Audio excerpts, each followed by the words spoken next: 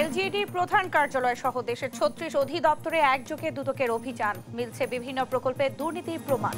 ঘুষের প্রমাণ পাই নাই, তবে প্রত্যেকটা নথি আমরা পর্যালোচনা করে যেটা পেলাম, সংশ্লিষ্ট ঠিকাদার কাজ পেয়ে আসলে অন্য কেউ কাজ করছেন, প্রত্যেকটা কাজের ক্ষেত্রেই এই অনিয়মগুলো হচ্ছে।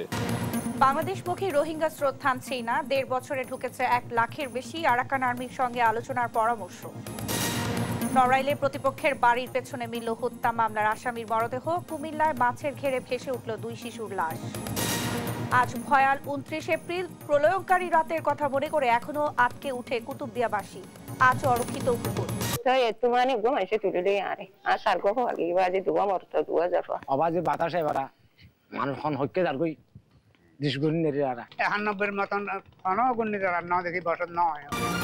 এবং ফিরোজপুরে শহরে ৪২টি খালের অধিকাংশই দখলে, ড্রেন যেন ময়লার ভাগার। মশার জলাবদ্ধতা অতিরিক্ত পৌরবাসী।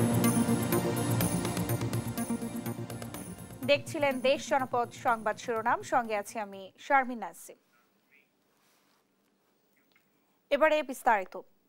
দেশজুড়ে স্থানীয় সরকার প্রকৌশল অধিদপ্তরের বিভিন্ন প্রকল্পে অনিয়ম ও দুর্নীতির অভিযোগে একযোগে অভিযান চালিয়েছে দুর্নীতি দমন কমিশন। ঢাকা সহ ৩৬ জেলায় চালানো হয় এই অভিযান। এ সময় বিভিন্ন প্রকল্পে অনিয়ম ও দুর্নীতির প্রমাণও পায় দুদক। টুম্পা আফরোজের রিপোর্ট। দুর্নীতির বিরুদ্ধে জিরো টলারেন্স নীতির অংশ হিসেবে চলমান উন্নয়ন প্রকল্পে অনিয়ম খতিয়ে দেখতে সোমবার সকাল থেকে একযোগে মাঠে নামে দুদক। অভিযান চালানো হয় ঢাকার স্থানীয় সরকার প্রকৌশল অধিদপ্তরের প্রধান কার্যালয়ে। তবে ঢুকতে দেওয়া হয়নি কোনো গণমাধ্যমকে। পরে কথা বলেন আভিযানিক দলের সদস্যরা। ময়মনসিংহের ত্রিশালে উপজেলা প্রকৌশল কার্যালয়ে দুদকের ৫ সদস্যের একটি টিম গিয়ে গুরুত্বপূর্ণ তথ্যের বিষয়ে কর্মকর্তাদের জিজ্ঞাসাবাদ করে। সেখানে বিভিন্ন উন্নয়ন প্রকল্পে অনিয়মের প্রাথমিক প্রমাণ পেয়েছে দুদক। চট্টগ্রামে এলজিইডি প্রকল্প বাস্তবায়নে অগ্রিম বিল উত্তোলন ও নিম্নমানের কাজের অভিযোগের ভিত্তিতে সহকারী পরিচালক রিয়াজ উদ্দিনের নেতৃত্বে অভিযান পরিচালিত হয়।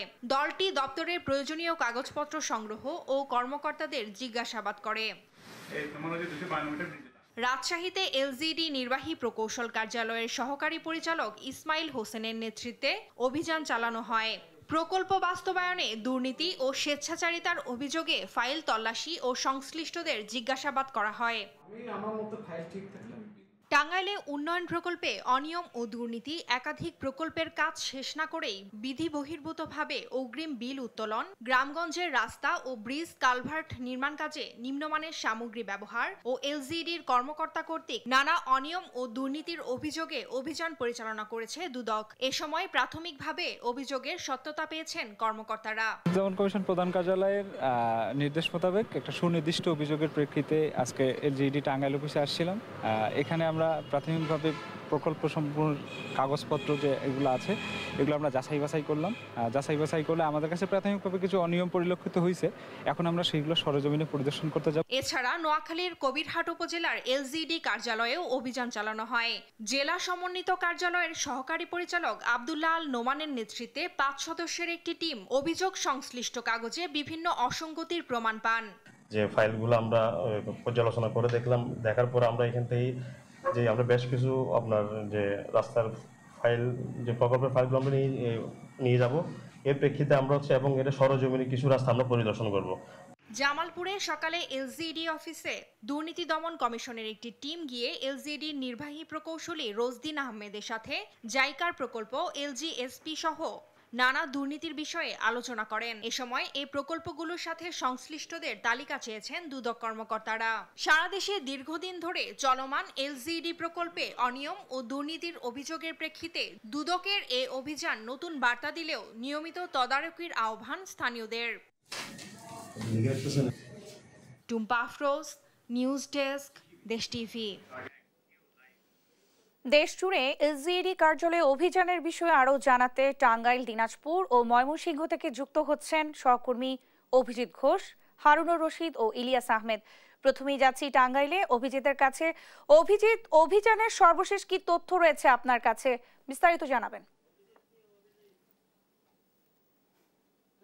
দেখুন যে এই ঢাকার দুদক কার্যালয় থেকে একটি তালিকা পাঠানো হয়েছে। এটি টাঙ্গাইলের ভূয়াপুর উপজেলায় এলজিইডি এই কার্যালয়ে তারা অভিযান করবে। তবে এখন পর্যন্ত এই ভূয়াপুর উপজেলার যে এলজিডি কার্যালয় রয়েছে সেখানে দুদকের কোনো কর্মকর্তা আসেননি এবং জেলার দুদকের যিনি উপপরিচালক রয়েছেন তার সাথে কথা বলেছিলাম, ফখরুল ইসলাম আলমগীর। তিনি বলেছেন যে এই যেহেতু তারা এই আজকে থেকেই তারা দুদকের যে টিম একটি তারা এলজিডির যে কার্যালয়গুলো আছে এটি হচ্ছে টাঙ্গাইল যে সদর এলজিডি রয়েছে সেখানে তারা গিয়েছিল, সেখানে কিছু তথ্য তারা সংগ্রহ করছে। এরপরে তারা এই টাঙ্গাইলের কালিহাতি এবং সখীপুর তারা যাবেন, সেই উপজেলা এলজিডিগুলোর তারা তথ্য উপাত্ত নেবেন এবং এর মধ্যে যে টাঙ্গাইলে যে এলজিডি তারা অভিযান চালিয়েছিল সেখান থেকে যিনি সহকারী পরিচালক রয়েছেন তিনি বলেছেন যে তারা যে তথ্য নিয়েছেন সেখান থেকে তারা কিছু অনিয়মের তথ্য পেয়েছেন এবং আপনি জানেন যে এই টাঙ্গাইলে সম্প্রতি 4 জন এলজিডি কর্মকর্তার বিরুদ্ধে মামলা করেছে দুদক, যেটি হচ্ছে রাস্তার কাজ না করে তারা টাকা আত্মসাৎ করেছে। এবং এই ছিল টাঙ্গাইল থেকে দুদকের অভিযানের সর্বশেষ। আমরা এখন চলে যাব দিনাজপুর, সেখানে রয়েছেন আমাদের সহকর্মী রিপন। আপনার দিনাজপুরের দুদকের অভিযানের তথ্য জানাবেন। জি অভিজিৎ, জি ধন্যবাদ অভিজিৎ আপনাকে।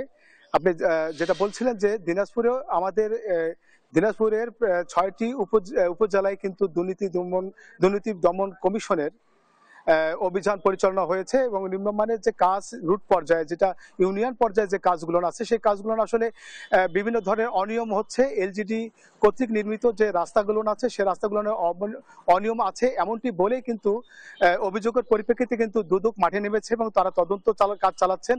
আমি দুদকের উপপরিচালক খায়রুল বাশারের সঙ্গে কথা বলেছি, তিনি আমাদেরকে জানিয়েছেন যে দিনাজপুর জেলার 13টি উপজেলার মধ্যে 6টি উপজেলায় কিন্তু এই মুহূর্তে অভিযান পরিচালনা হচ্ছে এবং এ পর্যন্ত 3টি উপজেলা অভিযান তারা শেষ করেছে এবং পরবর্তী 3টি অভিযান এই দুপুরের পরে আবার চালু করবেন। এটি উনি জানিয়েছেন। তারা বলছেন যে আসলে উপজেলাগুলোর বিভিন্ন রাস্তাঘাটগুলোর ব্যাপক পরিমাণ অনিয়ম হয়েছে, তারাও কিন্তু সেটা তদন্ত করে সেটা পাচ্ছে। তো এই ছিল দিনাজপুরের থেকে বিস্তারিত দুদকের অভিযানের। তো আমি যাব ময়মনসিংহের ইলিয়াসের কাছে, আমার সহকর্মী ইলিয়াসের কাছে আমরা জানবো ওই ময়মনসিংহের দুদকের অভিযানে বিস্তারিত। ময়মনসিংহের ত্রিশালে আজ দুদকের 5 সদস্যের একটি টিম অভিযান শুরু করেছেন। এখনো পর্যন্ত তাদের অভিযান কার্যক্রম চলমান রয়েছে, অর্থাৎ তারা একটি ব্রিজ এবং একটি রাস্তায় কিন্তু ইতিমধ্যেই তারা অভিযান করেছেন এবং সেখানে প্রাথমিকভাবে কিন্তু তারা যে অভিযোগের সত্যতা সেটি পেয়েছেন বলে আমাদেরকে জানিয়েছেন। আমরা এখন রয়েছি ময়মনসিংহ জেলা দুদক কার্যালয়ে রয়েছি। জেলা দুদক কার্যালয়ের উপপরিচালক মোহাম্মদ তাজুল ইসলামের সঙ্গে একটু যুক্ত হতে চাই। তাজুল ইসলাম, জানতে চাই আপনারা যে অভিযান পরিচালনা করেছেন সেখানে কি আসলে অভিযোগের সত্যতা পেয়েছেন কিনা আপনারা সকাল থেকেই আমাদের এনফোর্সমেন্ট অভিযান পরিলক্ষিত করছেন।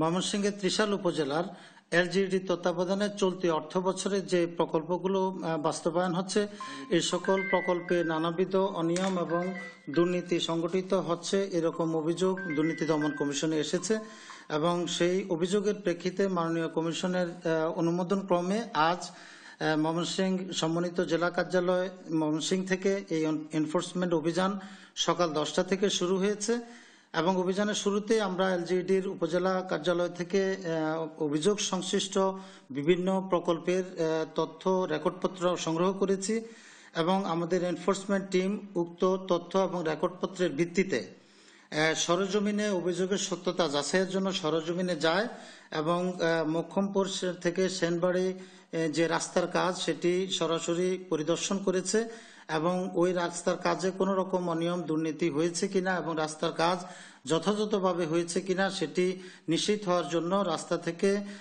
কাজের যে স্যাম্পল সেই স্যাম্পল সংগ্রহ করেছে এবং স্থানীয়দের জিজ্ঞাসাবাদ করেছে। এছাড়া আমাদের টিম পুরাবাড়ি ব্রিজ পরিদর্শন করেছে এবং সেখান থেকেও সংশ্লিষ্ট যে উপকরণগুলো সেগুলি সংগ্রহ করেছে এবং সংশ্লিষ্ট দপ্তরের যে কর্মকর্তারা আছে তাদেরকে জিজ্ঞাসাবাদ করেছে। স্থানীয় জনসাধারণ যারা এই রাস্তায় এই ব্রিজে চলাফেরা করে তাদেরকে জিজ্ঞাসাবাদ করেছে এছাড়া এই ধরনের গ্রামগঞ্জে যে ত্রিশালের গ্রামের রাস্তা এবং ব্রিজ কালভার্ট নির্মাণে নিম্নমানের সামগ্রী ব্যবহার করে এই রাস্তা এবং ব্রিজগুলো নির্মাণ করা হয়েছে মর্মে অভিযোগ পাওয়া গেছে এবং সেই অভিযোগের সত্যতা যাচাইয়ের জন্য আমরা সরজমিনে আজকে পুরো দিন ব্যাপী আমরা এই এনফোর্সমেন্ট অভিযান পরিচালনা করছি এবং সংশ্লিষ্ট দপ্তর থেকে আমরা সকল ধরনের কাগজপত্র সংগ্রহ করেছি। আমরা এই কাগজপত্রগুলো পরবর্তীতে বিস্তারিত পর্যালোচনা করব এবং পর্যালোচনা করে অভিযোগের সত্যতা নিরূপণ করব এবং অভিযোগের সত্যতা আছে কিনা সেটি আমরা উদ্ঘাটন করব। তবে আমি এই কথা স্পষ্টতই বলে দিতে চাই, সেটা হচ্ছে যে যদি এই উত্থাপিত অভিযোগ সত্য হয় এবং এই অভিযোগের সাথে যারা সংশ্লিষ্ট থাকবেন, যারা এই অপকর্মের সাথে জড়িত থাকবেন, অবশ্যই রেকর্ডপত্রের ভিত্তিতে তাদের বিরুদ্ধে অবশ্যই আমরা শক্তিশালী আইনি ব্যবস্থা গ্রহণ করব। তিনি বলছিলেন যে অভিযোগের সত্যতা পাওয়া গেলে কিন্তু তাদের পক্ষ থেকে প্রয়োজনীয় ব্যবস্থা নেওয়া হবে। অর্থাৎ অভিযানের পর আমরা সাধারণ মানুষ এবং নাগরিক নেতৃবৃন্দর সঙ্গে কথা বলেছিলাম, তারা কিন্তু সেই অভিযানকে স্বাগত জানিয়েছেন এবং তারা বলছেন এই অভিযানের ফলে রাস্তাঘাটের উন্নয়ন কিন্তু সাধিত হবে। এই ছিল আমার কাছে ময়মনসিংহ থেকে দুদকের অভিযান নিয়ে সর্বশেষ। ইলিয়াস, আপনাকে ধন্যবাদ। সেই সঙ্গে হারুন এবং অভিজিৎ, আপনাদেরকেও ধন্যবাদ জানাচ্ছি। দর্শক, দেশ জুড়ে এলজিইডি কার্যালয়ের অভিযান চালাচ্ছিল দুর্নীতি দমন কমিশন। আমরা আমাদের সহকর্মীরা টাঙ্গাইল, দিনাজপুর এবং ময়মনসিংহ থেকে যুক্ত হয়ে সেখানকার বিষয়ে জানাচ্ছিলেন। মাগুরায় শিশু আসিয়া ধর্ষণ ও হত্যা মামলায় তৃতীয় দফায় আদালতে আসামিদের সশরীরে উপস্থিতিতে সাক্ষ্য গ্রহণ শুরু হয়েছে। মঙ্গলবার সকাল 9টায় আসামিদের কারাগার থেকে মাগুরা চিফ জুডিশিয়াল ম্যাজিস্ট্রেট আদালতের হাজতখানায় আনা হয়। পরে সেখান থেকে জেলা ও দায়রা জজ আদালতের নারী ও শিশু নির্যাতন দমন ট্রাইব্যুনালের বিচারক এম জাহিদ হাসানের আদালতে আনা হয়। সাক্ষীদের সাক্ষ্য গ্রহণ করছে নারী শিশু নির্যাতন দমন ট্রাইব্যুনালের পিপি মনিরুল ইসলাম মুকুল সহ আইনজীবীরা। এদিন মামলায় তৃতীয় দফায় 10 জন সাক্ষীর সাক্ষ্য গ্রহণ করা হবে। বিজ্ঞ আদালত 10 জন সাক্ষীর সাক্ষ্য গ্রহণ করেছে। আসামি পক্ষের আইনজীবী তাদেরকে জেরা করেছে। বিজ্ঞ আদালত পরবর্তীতে আগামীকাল আবার এই মোকদ্দমার সাক্ষীর জন্য দিন ধার্য করেছেন। 6 দফা দাবিতে কমপ্লিট শাটডাউন কর্মসূচি পালন করছে রাজশাহী, ময়মনসিংহ ও ব্রাহ্মণবাড়িয়ার পলিটেকনিক ইনস্টিটিউটের শিক্ষার্থীরা। মঙ্গলবার বেলা 11:30টার দিকে ক্যাম্পাসে বিক্ষোভ করেন রাজশাহী পলিটেকনিক ইনস্টিটিউটের শিক্ষার্থীরা। দাবি বাস্তবায়নে ময়মনসিংহ পলিটেকনিক ইনস্টিটিউটের শিক্ষার্থীরা ক্যাম্পাসের ভেতর এবং প্রধান ফটকে 3টি তালা ঝুলিয়ে দিয়েছেন। এই সময় শিক্ষার্থীদের আন্দোলনের সমর্থন জানিয়ে শিক্ষকরাও বাইরে চলে আসেন। ব্রাহ্মণবাড়িয়ার পলিটেকনিকে দুপুরের দিকে বিক্ষুব্ধ শিক্ষার্থীরা প্রতিষ্ঠানটির একাডেমিক ভবন ও প্রশাসনিক ভবনে তালা ঝুলিয়ে দেয়। শিক্ষার্থীরা জানান, দাবি আদায় না হওয়া পর্যন্ত তাদের শাটডাউন কর্মসূচি চলবে। আমাদের দাবি পূরণ হলে আমরা প্রথম দিনই শতভাগ উপস্থিতির আর দেখাবো যে আমরা ডিপ্লোমাবাসী যেমন চলে যেতেও পারি, ঠিক তেমনি ভাবে ফিরেও আসতে পারি। অনির্দিষ্ট সময়ের জন্য আমরা কমপ্লিট শাটডাউন দিয়েছি এবং সবকিছু তালাবদ্ধ থাকবে। যদি এরপরে আমাদের এই 6 দফা নিয়ে কোনো বাস্তবায়িত রূপরেখা না দেখা যায়, তাহলে আমরা ভবিষ্যতে আরো বড় কর্মসূচিতে। নির্বাচন নিয়ে প্রধান উপদেষ্টার কথায় আস্থা আছে জামায়াতের, এমনটি জানিয়েছেন দলটির আমির ডাক্তার শফিকুর রহমান। মঙ্গলবার দুপুরে মৌলভীবাজারের কুলাউড়ায় গণসংযোগ কর্মসূচিতে একথা বলেন তিনি। জামায়াত আমির বলেন, মানুষ মর্যাদা পাবে তার কাজের ভিত্তিতে, এমন সমাজ গড়তে চান তারা। বলেন, মানবিক ও দুর্নীতিমুক্ত বাংলাদেশ গড়তে কাজ করছে জামায়াত। প্রধান উপদেষ্টা বলেছেন যে এবছরের ডিসেম্বর থেকে আগামী বছরের জুনের ভিতরে নির্বাচন দিবেন। আমরা দেখতে চাই যে তিনি তার কথার উপরে ঠিক থাকবেন। যেহেতু কিছু সংস্কারের প্রশ্ন জড়িত রয়েছে, একটু সময় লাগবে। এই জন্য ডিসেম্বরের ভিতরে এটা হতেও পারে, না হতে পারে, এখানে 50-50 চান্স। প্রায় 13 লাখের বেশি রোহিঙ্গা নিয়ে আগে থেকেই নানামুখী সংকটে বাংলাদেশ। এই স্রোত থেমে নেই।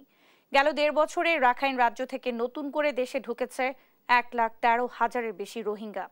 এমন সংকটে আন্তর্জাতিক পর্যায়ে অন্তর্বর্তী সরকারের পদক্ষেপের পাশাপাশি আরাকান আর্মি ও তাকমাদুর সঙ্গে আলোচনায় সমাধান দেখছেন বিশ্লেষকরা। এনআই নাহিদের প্রতিবেদন।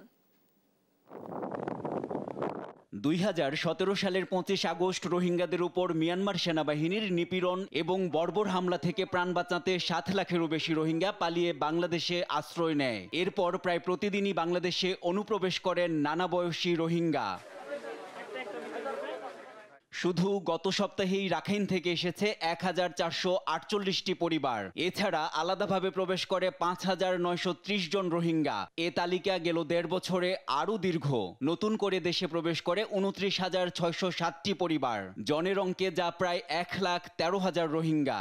এর মধ্যে 53.77% নারী, বাকি 46.23% পুরুষ। এমন পরিস্থিতিতে রোহিঙ্গা স্রোত ঠেকাতে ও প্রত্যাবাসনে আন্তর্জাতিক উদ্যোগের মাধ্যমে অন্তর্বর্তী সরকারকে কাজ করার পরামর্শ দেন এ গবেষক। প্রফেসর ডক্টর ইউনূসকে আন্তর্জাতিকভাবে উদ্যোগ নিয়ে এদেরকে হয় বার্মায় পিসফুলভাবে তাদেরকে ফেরত দিতে হবে, আর নইলে তৃতীয় কোনো দেশে দিতে হবে। সেই সঙ্গে আরাকান আর্মি ও তাকমাদুর সঙ্গে আলোচনায় এ সংকট নিরসন সম্ভব বলে মনে করেন এই আন্তর্জাতিক বিশ্লেষক। আমি ওআইসি বিভিন্ন জায়গায় যেতে পারি মানে এটাকে ফোকাস করার জন্য, কিন্তু আমাকে বসতে হবে এই দুটো অ্যাক্টরের সাথে, বড় আকারে তাকমাদো এবং আরাকান আর্মির সাথে।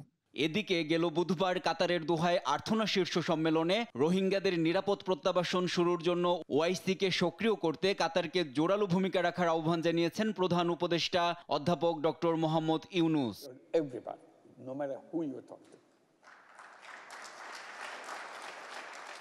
কক্সবাজারের টেকনাফ ও উখিয়ায় বিভিন্ন ক্যাম্পে থাকা 13 লাখের বেশি রোহিঙ্গা নিয়ে নানা চ্যালেঞ্জ ও ঝুঁকিতে প্রত্যাবাসনের বদলে উল্টো নতুন রোহিঙ্গা দেশে ঢুকায় চাপে পড়ছে বাংলাদেশ। এনআই নাহিদ, দেশ টিভি, ঢাকা। কুমিল্লা ও নড়াইলে 3 জনের মরদেহ উদ্ধার করা হয়েছে। কুমিল্লার লাকসামে নিখোঁজের একদিন পর মাছের ঘেরে ভেসে উঠেছে 2 স্কুল ছাত্রের মরদেহ। পুলিশ জানায় সোমবার সন্ধ্যার পরও 2 জন বাড়িতে না ফেরায় খোঁজাখুঁজি শুরু করে পরিবারের লোকজন। পরে মঙ্গলবার সকাল 6:45টার দিকে বাড়ির পাশের একটি মাছের ঘেরে ভেসে উঠে 2 শিশুর মরদেহ। এ ঘটনায় অপমৃত্যুর মামলা হয়েছে। এদিকে নড়াইলের কালিয়া উপজেলায় প্রতিপক্ষের বাড়ির পেছন থেকে উদ্ধার করা হয়েছে মিলন মোল্লা নামে এক হত্যা মামলার আসামির মরদেহ। জানা যায় মিলন স্থানীয় ফরিদ মোল্লা হত্যা মামলার আসামি। আজ ভয়াল 29 এপ্রিল। 1991 সালের এই রাতে প্রবল ঘূর্ণিঝড়ে চট্টগ্রামের বাঁশখালী ও কক্সবাজারের উপকূল লণ্ডভণ্ড হয়ে যায়। প্রাণ হারান লাখো মানুষ, গৃহহীন হয় হাজারো পরিবার। সবচেয়ে বেশি ক্ষতি হয় কুতুবদিয়ায়।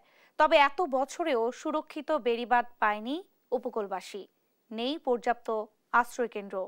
প্রতি বছরই ঝড় জলোচ্ছ্বাসে ক্ষতির মুখে পড়তে হয় বাসিন্দাদের। সহকর্মী আব্দুর রহমানের তথ্য ছবিতে আরো জানাচ্ছেন অঙ্কন চৌধুরী। 29 এপ্রিল 1991 সালের ঘূর্ণিঝড়ে চট্টগ্রাম ও কক্সবাজারের উপকূল সহ ধ্বংস হয়ে যায়। সেই রাতের স্মৃতি আজও উপকূলবাসীকে শিহরিত করে। কুতুবদিয়ার তাবালের চরে পুতিলা বেগম বেড়িবাঁধের পাশে বসে হারানো 4 সন্তানের কথা মনে করেন।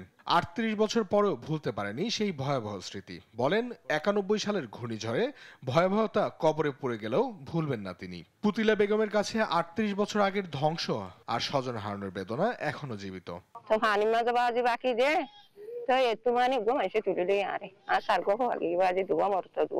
উপকূলীয়বাসী এখনো সেই ভয়াল স্মৃতি বহন করছে। প্রত্যক্ষদর্শীরা জানান নিহতদের লাশ আর স্বজন হারানোর কান্না আজও তাড়া করে ফেরে তাদের। অবাজে বাতাসে বাড়া মানুষ খন হইকে যার কই দিশগুনি নেরিয়ারা মানুষ বালা বালা মরি গিয়ে 91 মতন কোনো গুণি যারা না দেখি বসত না হয় সাইনে তোনে দিন তোরা পানি উঠতে কিছু কিছু করবারে ভেঙ্গে 91 তো বিরানা হারবা এটা দেশ আবার শান্ত বলিয়ে ইয়ে মন মাইছে না আবার তিন আল্লাহ আবার কেন দুনিয়াতে সংসারী করতে দেয় না। উদার ওর বাড়িতে আসতো মানুষ আর আগে আব্বরি হলে দেহে দেশে অবস্থা খারাপ যে তোর বাতিঘর বাঙ্গা বিল্ডিং মাঝে উঠি এটা সাইডে বাজাক বলে তো একান্ত আর কান্ত আসুরি কি তার হতে হন্ডেকে জাম বাসাই দিই। 60 বর্গ কিলোমিটার আয়তনের কুতুবদিয়া এখন 17 কিলোমিটারে নেমে এসেছে। দ্বীপবাসী টেকসই বেড়িবাঁধ নির্মাণের দাবি জানান। দীর্ঘমেয়াদে কুতুবদিয়ার চারিদিকে যে 40 বর্গ মাইল বা বর্গ কিলোর সম্ভবত এই যে বেড়িবাঁধটা এটা টেকসই বেড়িবাঁধ হইতে হবে। অন্তর্বর্তী সরকারের এখানে জোরালো আবেদন জানাচ্ছি দ্রুত জিও ব্যাগ দেওয়ার জন্য। বর্ষার মৌসুমের জন্য ঝুঁকিপূর্ণ এলাকার তালিকা পানি উন্নয়ন বোর্ডের কাছে পাঠানো হয়েছে বলে জানান ইএনও। সাময়িকভাবে আমরা বর্ষাকালে যেহেতু বর্ষা সিজন আসছে, এলাকার কিছু বিশেষ করে 3টা স্পটে আমাদের ঝুঁকিপূর্ণ আছে।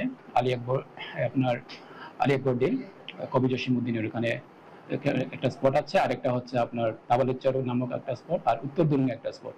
এই জায়গাগুলো আমি লোকাল স্থানীয় প্রশাসন হিসেবে এখানে পানি উন্নয়নের সাথে যোগাযোগ হয়েছে আমার সাথে, ওনারা কথা দিয়েছে খুব অতি শীঘ্রই এটা তারা মেরামত করার জন্য তাদের ওয়ার্ক অর্ডার হবে আর কি। 1991 সালের ঘূর্ণিঝড়ে সরকারি হিসাবে 1,38,000 প্রাণহানি হলেও প্রকৃত সংখ্যা ছিল আরো বেশি। ক্ষতিগ্রস্ত মানুষরা পরে কক্সবাজারের ঘরুশকুল আশ্রয়ন প্রকল্পে স্থান পায়।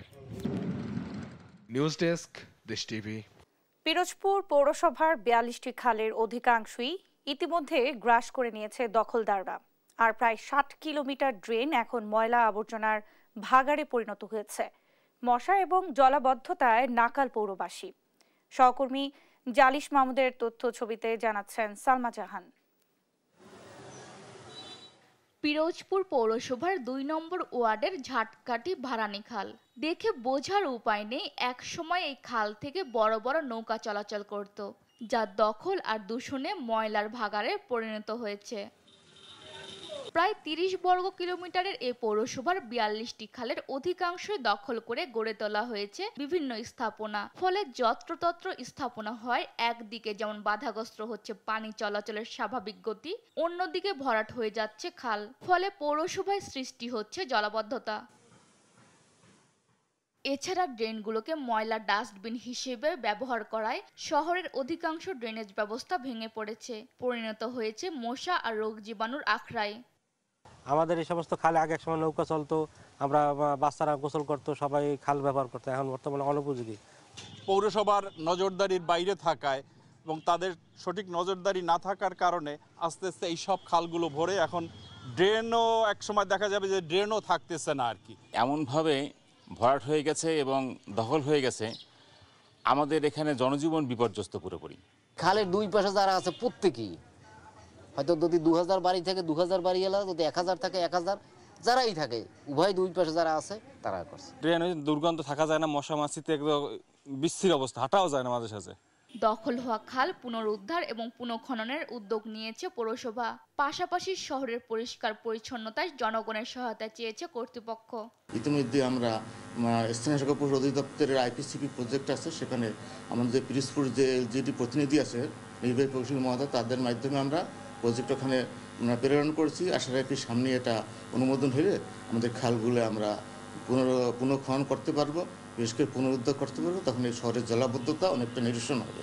নগরায়নের উন্নয়নের জন্য দ্রুত সময়ে দখল ও দূষণে মৃতপ্রায় খালগুলো উদ্ধার করবে প্রশাসন, এমনটাই প্রত্যাশা পিরোজপুরবাসীর। নিউজ ডেস্ক, দেশ টিভি। দেখছেন দেশ জনপদ সংবাদ।